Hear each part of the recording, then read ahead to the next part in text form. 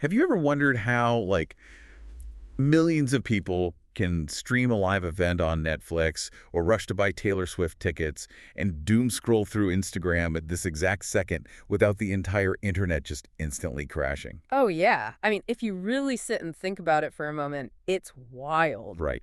You're sitting there doing something online, and so are hundreds of millions of other people across the globe, all hitting the exact same platforms at the exact same millisecond.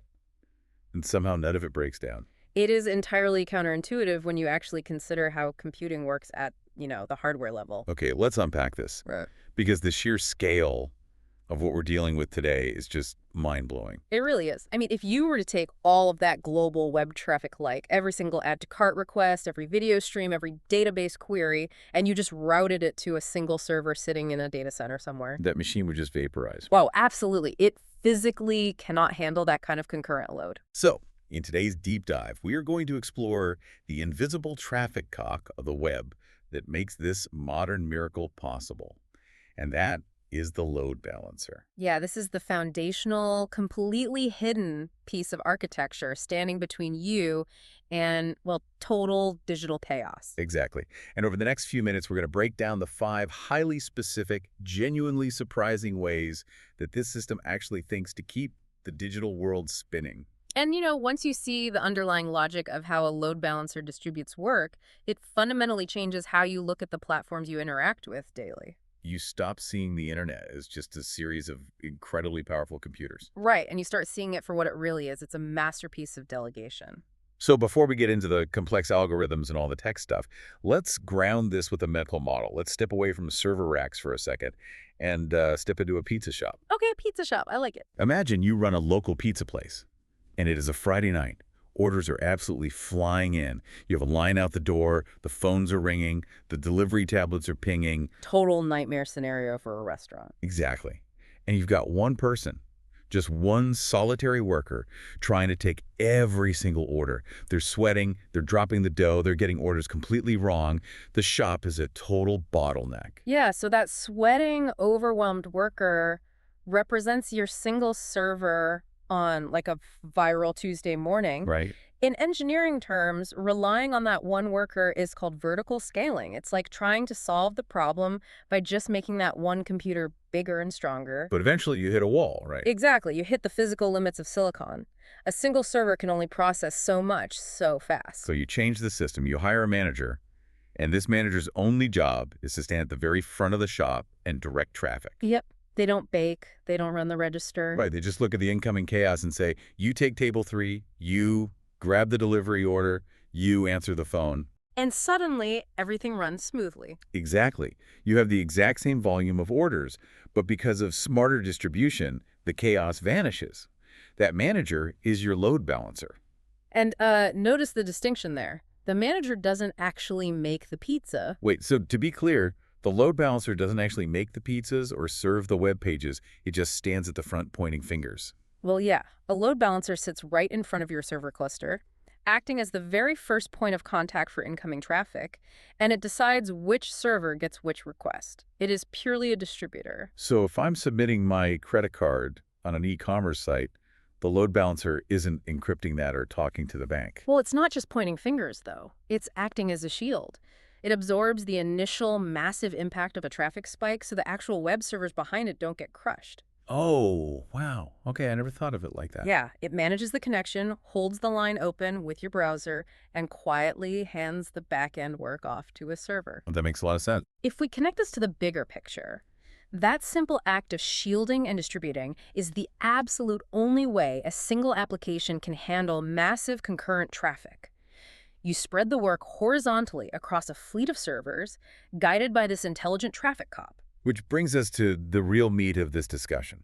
We know there's a manager at the door, but how do they actually decide who gets the next order? Right, because a load balancer has to make a routing choice every single microsecond. Which server gets this request?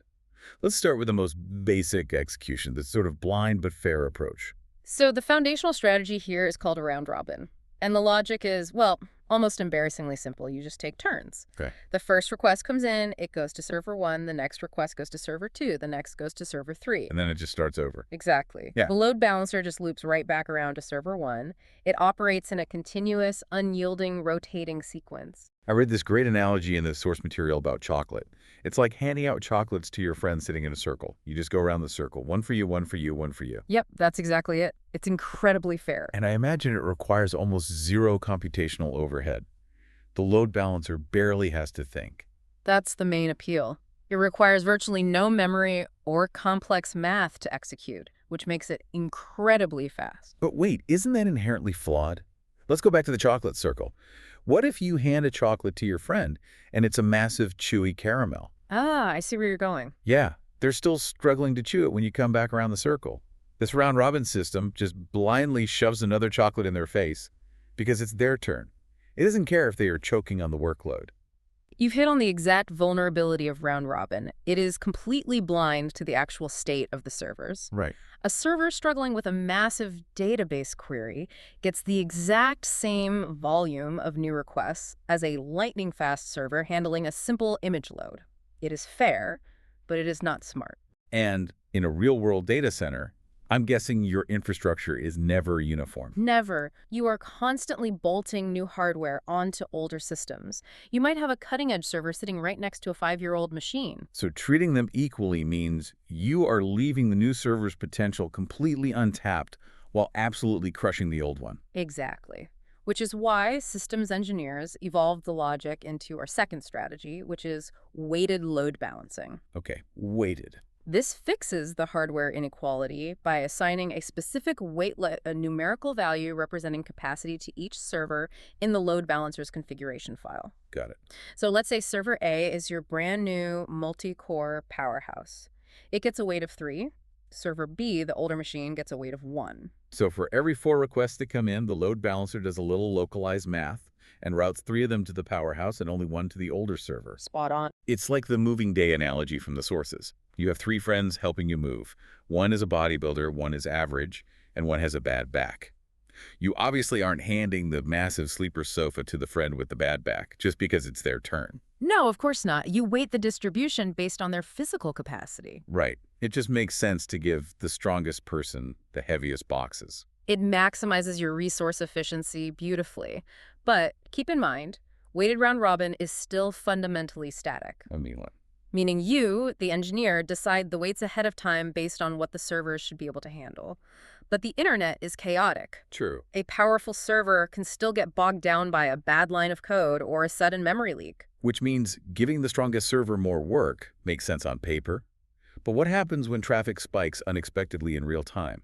We need to transition from static rules to dynamic observation. And that introduces a completely different paradigm. We move into strategies that monitor the live state of the network, starting with a method called least connections. Least connections. Yeah, instead of just blindly rotating or relying on preset weights, this load balancer pauses for a fraction of a millisecond and asks, who has the least amount of active work right now? So it's keeping a running tally of what everyone is doing. Yes.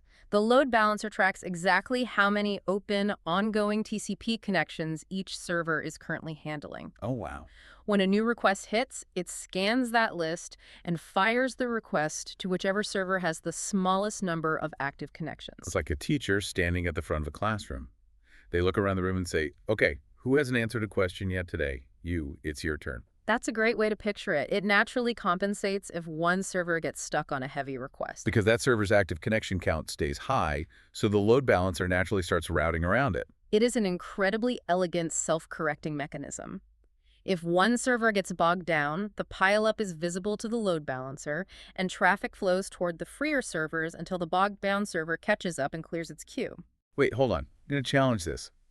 Because having the fewest connections doesn't necessarily mean you're the fastest. Right. Okay, what do you mean? Going back to the classroom, what if the student who hasn't answered a question yet is just fast asleep? Right. In server terms, what if I have 0 connections, not because I'm available, but because my server is just completely frozen, having technical issues, and moving at a snail's pace? How does the load balancer know the difference between available and dead? What's fascinating here is that systems engineers realized exactly that. That is a brilliant distinction. If a server is failing silently, it will drop to 0 active connections. And then what? And a basic least connections algorithm will start flooding it with new traffic, which then all fails. Oh no, that's a disaster. To prevent this, load balancers constantly perform health checks. They ping the servers in the background to ensure they are actually alive. Okay, that helps. But even with health checks, you are right. A server with few connections might just be suffering from severe network degradation and moving very slowly. So counting connections just isn't enough. You need to know how fast they are actually working. Which is why the strategy evolved again into least response time. Least response time. This combines the connection count with actual observed latency. The load balancer actively monitors how long it takes for each server to actually start responding to a request. This one is so intuitive for anyone who uses modern apps, like the food delivery analogy from the text. Oh yeah, tell me about that. Imagine opening your favorite food delivery app, and you see 3 restaurants offering the exact same burger. One says delivery in 45 minutes, one says 30 minutes, and the last one says 12 minutes. You picked the 12-minute one. Exactly. You don't care how many active orders the 12-minute restaurant has. Yeah. You just care that they're actively replying the fastest in that exact moment. Least response time applies that exact logic to web traffic. It doesn't just ask who has the fewest connections or who is supposed to be the fastest based on a weight. It relies on empirical data. Yes.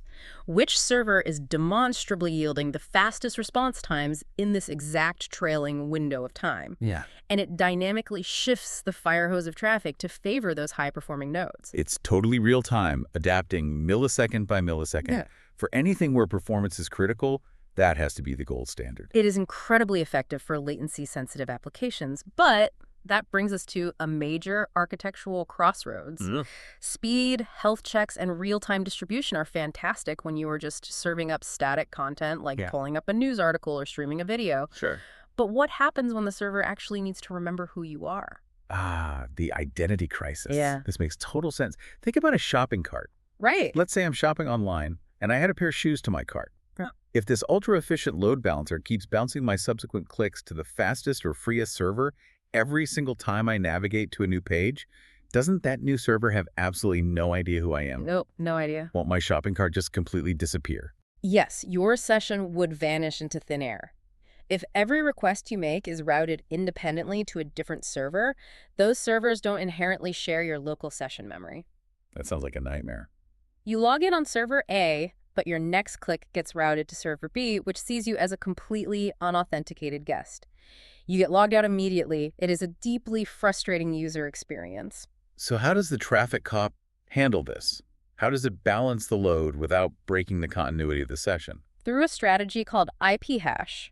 This specifically solves the session persistence problem. Engineers often call it sticky sessions. Sticky sessions, I like that. The load balancer needs a mathematical guarantee that requests from your specific device will always, unconditionally, reach the exact same server. So how does it do that? To do this, it takes your IP address, your device's unique identifier, and it runs it through a cryptographic hash function. Okay, let's pause there because the mechanics of the hash function are so cool. It takes your messy variable IP address and runs it through a deterministic calculation. It scrambles it into a fixed, predictable string of characters, or specific numerical value. And the beauty of a hash function is that it is deterministic. If you input the exact same IP address, it will always output the exact same result. Right. So the load balancer runs the map, the math outputs the number 4, and the manager instantly knows, you belong on server 4. Every single time you click a new link, it runs the math again, gets the number 4, and maps you to the exact same server every single time. That's like a high school locker. It is the same student returning to the exact same locker every single day. The combination doesn't change. Exactly. The server always knows who you are. It knows your cart has those shoes in it, and it knows you are securely logged in. It creates a seamless experience. But there is a vital, unavoidable trade-off. There always is. Because you are structurally tying a user to one specific piece of hardware, you introduce a massive risk. What happens if server 4 physically crashes? Oh. Your school locker effectively ceases to exist. Exactly. The session drops, the load balancer detects the server is dead, recalculates the hash pool, and assigns you a new server. You will lose your shopping cart, and there is a recovery step involved where you have to log in again. That's rough. Furthermore, IP hashing can lead to uneven load distribution. If a massive office building full of users all share the same external IP address, the hash function will dump all of them onto the exact same server. Potentially overwhelming it while the other servers sit idle. Right. It's a risk, but for legacy applications or login-based apps, it's essential. You gladly take the slight risk of an uneven load so your users don't throw their keyboards out the window trying to check out. That makes perfect sense. So we've talked about all these brilliant ways this traffic cop thinks. Round robin, weighted, least connections, least response time, and IP hash. But what actually is it physically? That's a great question. If I walk into a modern server room, what am I actually looking at? We've been talking about this invisible manager, but we need to transition from the software logic to the real-world infrastructure. Well, load balancers have undergone a massive evolution. They basically exist in two distinct paradigms: hardware and software. Hardware first. Yeah, in the early days of the internet, a load balancer was a massive, dedicated physical appliance. Banks and large enterprises use hardware load balancers. Companies like F5 built actual, specialized, very expensive pieces of equipment sitting in a data center rack. $1 million piece of metal locked in a basement with custom silicon designed to do nothing but route traffic. Literally. They used chips designed solely for load balancing. Because of that physical specialization, they were incredibly fast and could handle brutal amounts of throughput. But I'm guessing they weren't cheap. No, they required a massive capital expenditure. You had to buy them, rack them, power them, and if you needed more capacity, you had to buy another very expensive box. So if I'm a startup, am I buying a massive metal box just in case my app goes viral? This raises an important question, right? And the answer is no. Today, you are overwhelmingly likely to use a software load balancer. The invisible kind. Right. Most modern companies, startups, tech companies, they use software load balancers like Nginx or Aproxy. They proved you didn't need specialized silicon, you just needed really smart code. And it just runs on regular servers. Exactly. They run on standard commodity server hardware, or they are built right into cloud providers like AWS, Google Cloud, and Azure. Wow, so you don't even configure it yourself half the time. Nope. You just navigate to a dashboard, turn them on, and they work. The cloud provider handles all the underlying infrastructure. You get enterprise-grade global traffic distribution for pennies on the hour. It is a stunning leap in accessibility. It allows a tiny team to handle a sudden surge of 1 million users without their servers melting down. Truly revolutionary. So what does this all mean for you listening right now? We promised at the start that we'd give you a mental model you'll never forget, and I want to lock this into your memory with 5 simple anchors straight from the source. Let's hear them. Remember these 5 words: turn, free, same, strong, fast. Perfect. Let's cement those. Turn. That's round robin. Everyone just takes turns, one after the other. Free. That's least connections. Give the work to whoever currently has the lightest workload. Same. That's IP hash. The deterministic math ensures the same user goes to the same server every time. Strong. That's weighted. The strongest servers carry the heaviest loads based on pre-assigned capacity. And fast. Least response time. Whoever is actively demonstrating the lowest latency gets the next request. Turn, free, same, strong, fast. If you can hold on to those 5 concepts, you truly understand the invisible logic holding the web together. And to reinforce the sheer scale of why this matters, look at Netflix serving 200 million subscribers, or Amazon processing tens of thousands of orders an hour, Google handling billions of searches a day. None of this modern internet exists without load balancing. Without it, those systems wouldn't just be slow, they would structurally collapse within seconds. It takes the impossible weight of human digital interaction and distributes it so flawlessly that you just expect things to load instantly. It really is an engineering marvel. But as we wrap up, I want to leave you with a final provocative thought directly from the source material to mull over. Oh, I like where this is going. We've talked all about how these load balancers manage traffic perfectly across a cluster of servers. But think about the absolute upper limits of scale. What happens when the traffic is so unimaginably huge that even the load balancers themselves aren't enough? Right. Even the fastest traffic cop in the world can only monitor so many lanes before they too are overrun. Exactly. What happens when the traffic cops get overwhelmed? Well, that requires stepping into the fascinating world of distributed systems. That is an entirely new level of digital architecture. It is a global network of nodes coordinating across oceans without a single point of failure. But with the mental model you have now, it's a topic you are perfectly primed to explore on your own. Definitely a rabbit hole worth going down. Thank you so much for joining us on this deep dive as we unpack the hidden mechanics of the internet. Until next time.